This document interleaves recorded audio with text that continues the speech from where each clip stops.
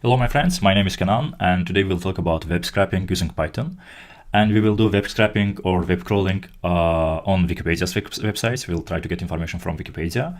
And for getting this information, we will use two approaches. First is custom script or web crawler, and second one is using API, Wikipedia's API. And at the end of the video, I will share my opinion about advantages and disadvantages of each approach. So let's get started.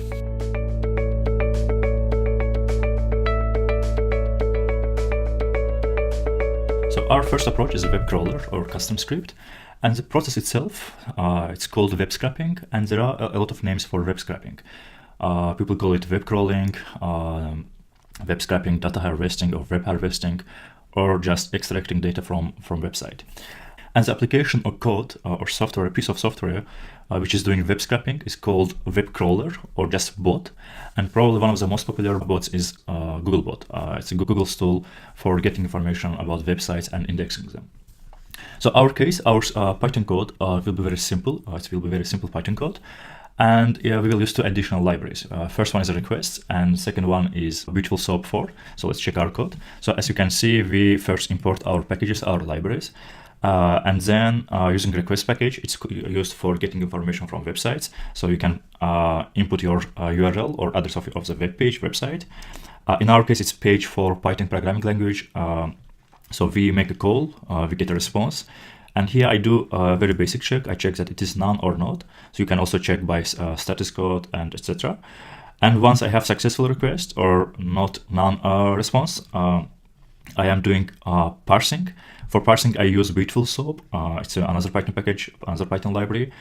And for parsing, I need content of the page and name of the parser. So we will use HTML parser. And what we are trying to get is title and paragraphs. So if we check Wikipedia's page, let's go to the same page. As you can see, for title, they use class, and it's called first heading. And by this class, in my code, I do CSS selector. So by this symbol, I refer to that first heading is name of our class. And once I have the tag, I have this tag, I am trying to get this text. And for this, you can use dot text. And in case of paragraphs, it's very simple because I am selecting by tag name. It's p tag, so paragraph tag. And finally, I do print title and first four paragraphs. So let's check our code. So it's python crawler.py, it's my file name. And as you can see that I have my title and first four paragraphs. And as you can see, it's a very simple example, very simple code. Of course, for getting millions of pages, it will not be enough. You probably will need multiprocessing, multi-threading, or distributed tasks, and of course, a lot of servers. But the logic, algorithm itself will be almost the same. So you do get page, then parse it, and once you have structured data, you store it somewhere. So for our first approach, it should be enough. I will put all links to our packages. Let's just quickly check them. So first package is request. I will put this page in description. So because they have a lot of stuff. For example, for parsing, you can do a lot of stuff with Beautiful Soap. So it's another package. And request. So I will put links in description. Please check them. I also highly recommend that before doing any web scraping or web harvesting, call it whatever, please check robots.txt. It is file on a root level of each website. And in this file, designers or owners of the website, they put rules for web crawlers or bots. For example, in case of robots.txt, you can see that they disallow some bots. So before doing any web scraping, please check robots.txt because legally or by rules, they can disallow some pages or all website at all. Our second approach is using API. I highly recommend that you always use API if there is one, because most of the websites, they don't have API, so you don't have any option except manual scraping or web scraping. But in our case, for Wikipedia, they have API. It's called mediawiki.org. This page, in this page, you can find documentation for API. And in our case, it is English Wikipedia API. So I will go to this page, and they explain all endpoints and calls for Wikipedia API. But except API, you also need a client for your programming language. In our case, it's Python. And fortunately, we have a lot of libraries for working with Wikipedia API.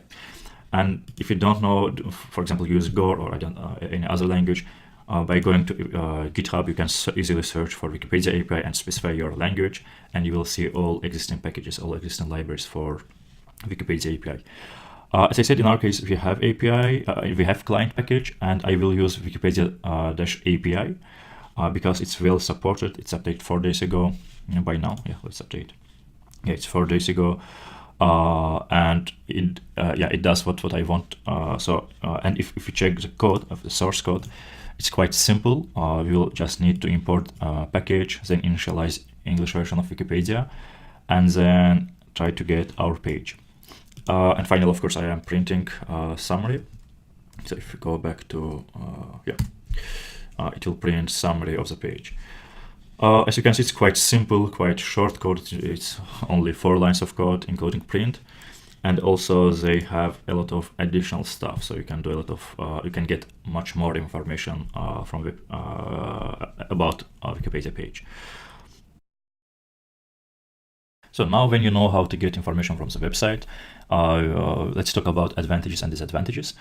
Of course, there are a lot of other ways of getting information, but this tool is mainly most used, except that you can use different packages. For example, in case of Python, you can use Scrappy or any other package for getting information. But the approach itself is the same, because even using Scrappy, you do web scrolling. So it's the same way if you do it manually by low-level packages like requests or Beautiful Soap.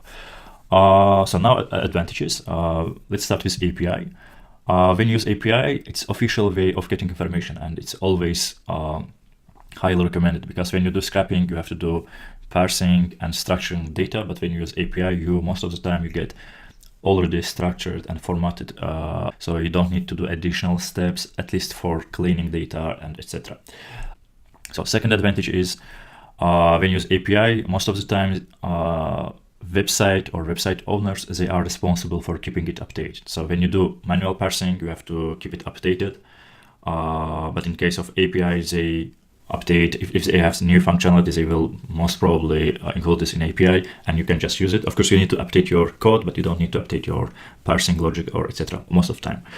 About disadvantages, I see only one. It is existing client libraries, because for Wikipedia, it's quite popular, but sometimes for other websites, you don't have client packages for each language.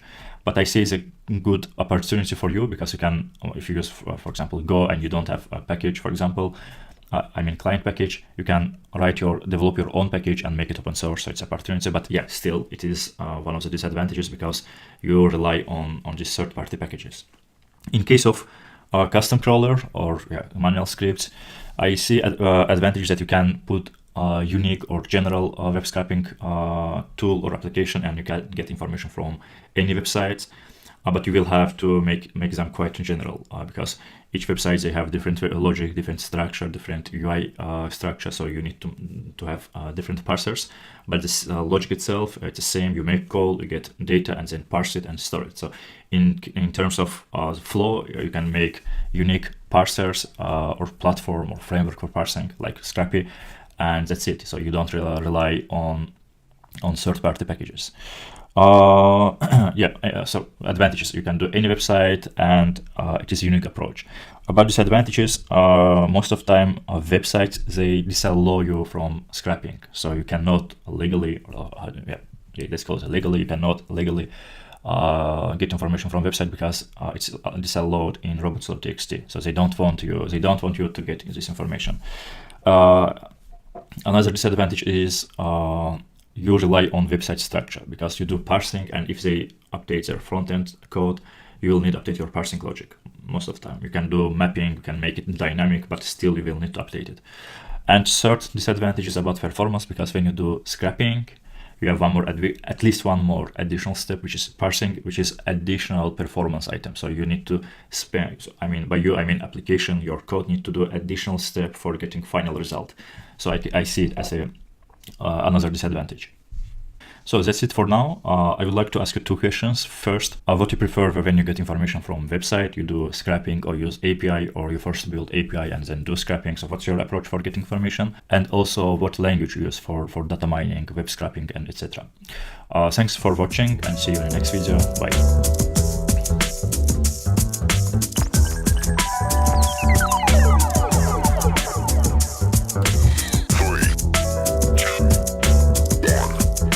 Network.